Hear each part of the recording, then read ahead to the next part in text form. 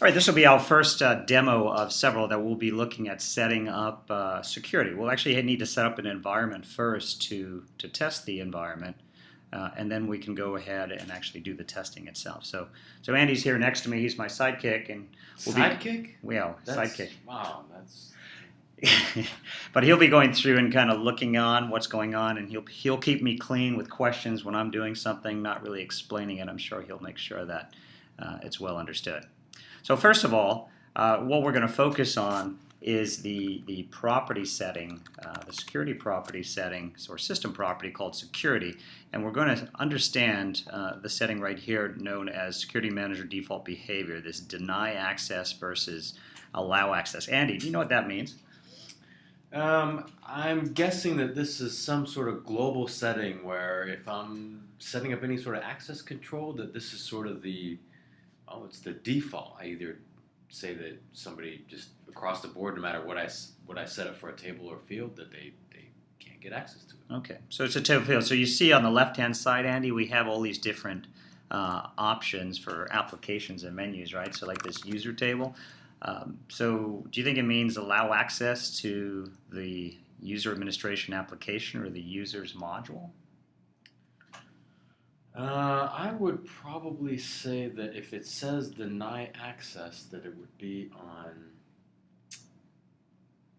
at the module level. The module level? Okay, well let's go ahead. So that's kind of like the point here. We want to understand, first of all, you need to understand there's different types of access. Like if you look at this deny access, it could be deny access to logging in. All right, it is not that. It could be deny access to the application, such as user administration. It actually does not refer to that either.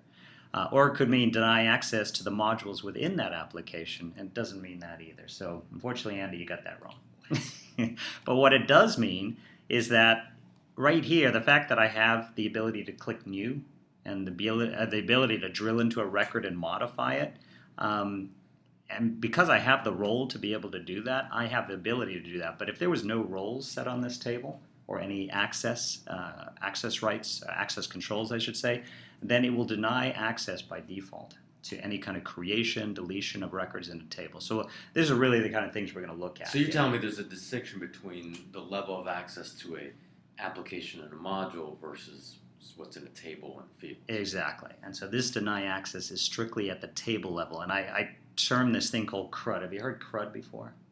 It's the things that my kids leave on the side of the floor. Yeah, not the things. Yeah, that I have a lot of that CRUD also. But it actually refers to create, read, update, and delete. Those are the things that people generally do against a table, right? Okay, what do we? Now, I don't recognize update in our system. You're right. What is our system called? They call it write. Okay. Yeah. So when you see write in an access controller, actually referring to not the right update. and left, but the correct. The WRITE write. Okay. Okay, makes sense. All right, good. So let's before we can even test this and understand all of that, let's set up an environment. So we're going to go ahead to the tables and columns. We're going to set up a table here.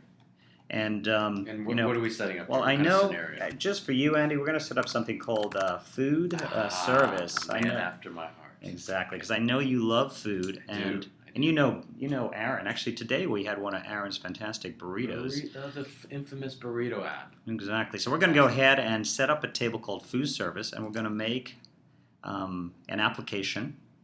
And you can see right here, it says application food service is inserted, and the database also created a table, right? Great, yeah. So we have both those. So I'm going to now go over to the food service. You can see I have a module called food service and an application called food service. You know how I can edit this? I could probably right-click. Yes, you can right-click, exactly. So I can edit the application in this manner. You'll notice there's no roles associated with it. No roles associated with the module. We'll work with roles later on, but for now, let's create 3 modules so we have a test environment. And I noticed real quick that there's a U underscore. That means, if I remember correctly, that's a custom table that I'm creating? Exactly. That's a user-defined table. I think the U stands for user. So we will have list of orders will be one of our modules, and we'll make sure that appears at the top of the list. And this is a list of records type. So I'm going to right-click and do a save on this. And then I can modify it to a make an order. So I know we want to make an order. So we want to have something. And I'm going to choose, in this case, a new record type so that I get a new order form.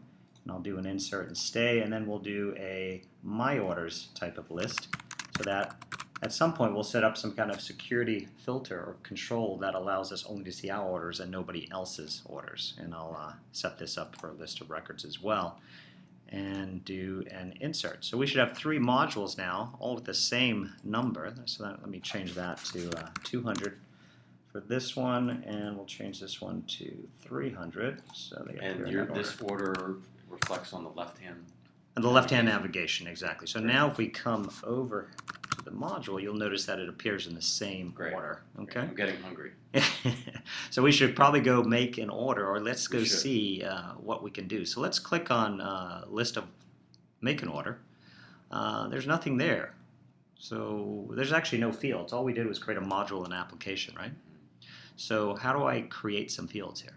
Any idea? Well, again, I think you would probably right-click in that header, that blue header there. That's exactly it. And we have the opportunity to personalize the form. Personalize means I can add fields that are there, but since it's brand new, we don't really have much to add. So we're going to go down below and create some fields. So what are some good fields that we could create? First of all, Andy, when you order, I'm going to need to know you're ordering it, right? Correct. So you're going to be the requester. Okay. And since you already exist potentially in the system, we're going to use a reference type, and we're just going to point to the user table where you exist. Well, if you did exist. So let's see if I can. Our mouse is going in the opposite direction to my brain. There we go. All right, good. So I'm going to add that. That's the requester. What else might we want to do? Is that the correct table? INP user? Did I choose the wrong one? No. Yep. Okay. Where'd it go? Oh, there it is. Yeah, imp user. That's correct. As far as I remember. No, it's sysuser. It is sysuser. Good catch. Just keeping you honest. Good catch. What's the word you used earlier? Clean? Clean, yeah. So instead of messing with that, let's just call this requester 2, so I don't have to go and delete that. Is that all right? And we'll keep that. And that's why you're here, Eddie. Right? Good. I'm glad I have some use to it. So we're going to have a meal. This will just be a string type. All right, so that we're going to define our meal. We'll keep it fairly simple. We don't need anything elaborate. I'm going to get thirsty, Glenn. Better have a beverage then. So let's add a beverage. Now, every once in a while, I like to have a cocktail. Those 3 kids at home. All right, so let's do that for you. Now, I don't think everyone should get a cocktail. Do you think? Beer or wine. Yeah, beer or wine. Yeah, would be nice, double-fisted with the beer and wine, huh? Mix. All right, so we have beer or wine. And so later on, we'll kind of see if we can limit who gets to see that field. We'll do that through some access Oh, that's controls. right, yes. Okay, so again, why are we doing this? We're setting up some good test data so we can test roles later on. We have some modules, we have an application, some fields. Anything else we need? I think we're good for now, right?